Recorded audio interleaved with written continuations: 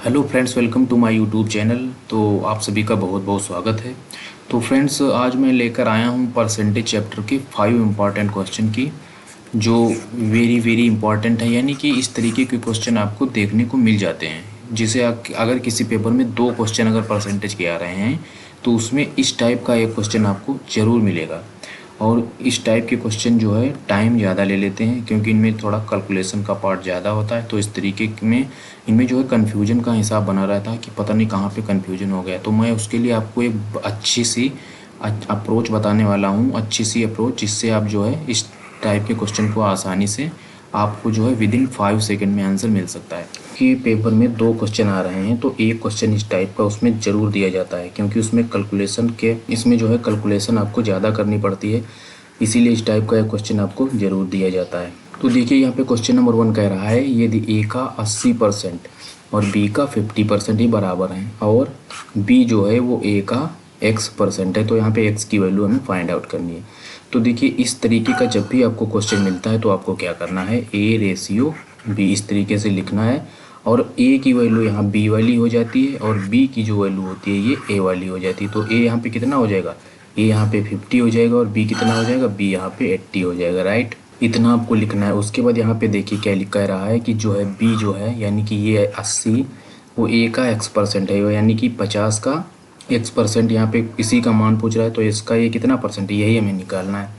तो 50 का 80 कितना परसेंट है, ये चीज़ हमें फाइंड आउट करनी है। तो अगर इसको हम इस तरीके से ब्रेक करें 50 + 13, तो ये 50 जो है ये तो इसका 100% हो गया, और प्लस ये 30 जो है, ये 30 50 का कितना हो जाएगा, ये 60% हो जाएगा। तो टोटल कितना हो जाएगा, 160%। और यही इस क्वेश्चन का आंसर है।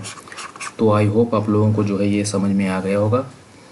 चलिए इसी टाइप का एक और क्वेश्चन सॉल्व करते हैं। देखिए लिखा हुआ है यदि y का 80% x है, तो इसको जो है इस तरीके से लिख लेंगे x रेशियो y, और y जो है 100% हो गया, 100 हो गया, और इसका जो है 80% वो कितना क्या हो गया, x हो गया। राइट, अब यहाँ से कह रहा है तो x का कितना प्रतिशत y है, x का कितना प्रतिशत, यानी कि 80 का ये कितना प्रतिशत है ये पूछा गया है। तो इसको जो अगर हम इस तरीके से लिखें 80 + 20, तो ये तो 80 हो गया, ये तो 100% हो गया ये वाला।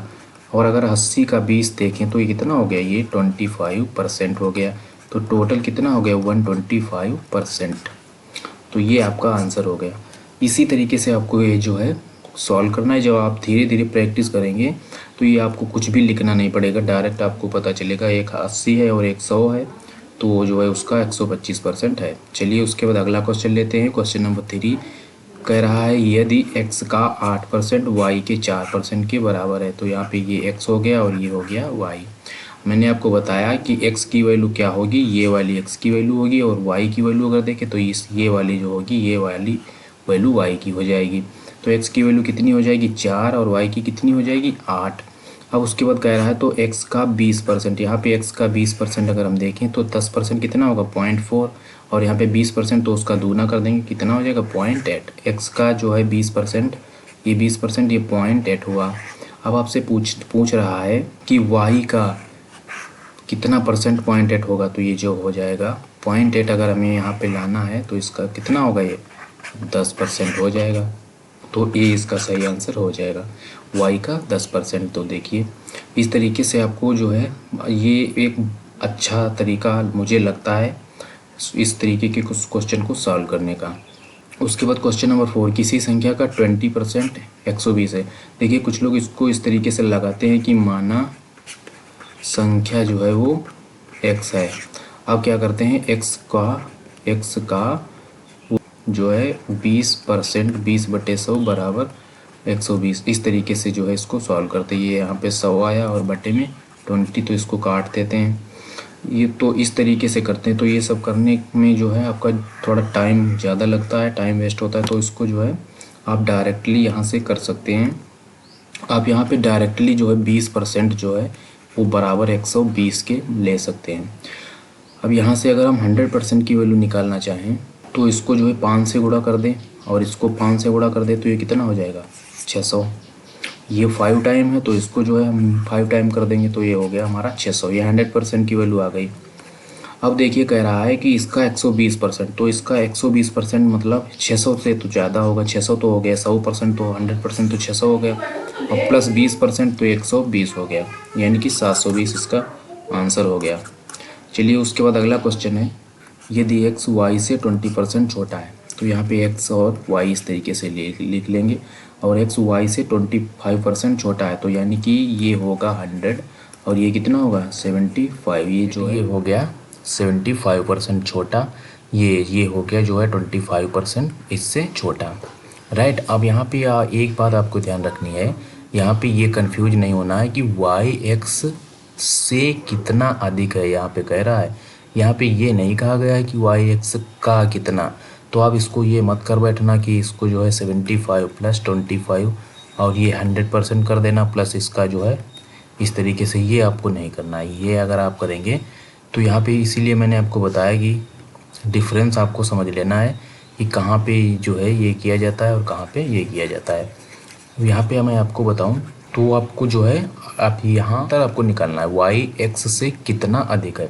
तो देखिए यहाँ से वाई कितना अधिक है, यहाँ से ये जो है वाई एक्स से 25 अधिक है, ये जो है 25 अधिक है, राइट। अब जो है यहाँ से हमको परसेंटेज में वैल्यू चाहिए तो हम इसे परसेंटेज से निकाल लेंगे। तो ये जो है 25, बेस इसमें क्या रहेगा, बेस इसमें 75 रहेगा, 75, और इसको जो है 100 में परसेंटेज निकालना तो 100 से गुणा करेंगे, तो ये 1 और ये 3, तो ये 1/3 इंटू 100, तो ये कितना आएगा 33.33%। ये इस तरीके से या तो आपको निकाल लेना है, या तो आपको सीधे यहाँ से ये देखना है कि 25 जो है इसका कौन सा पार्ट है, इसका 1/3 है, राइट, इसका 1/3 है, तो 100% का 1/3 कितना हो जाएगा 33.33%, राइट। ये आपका आंसर हो गया।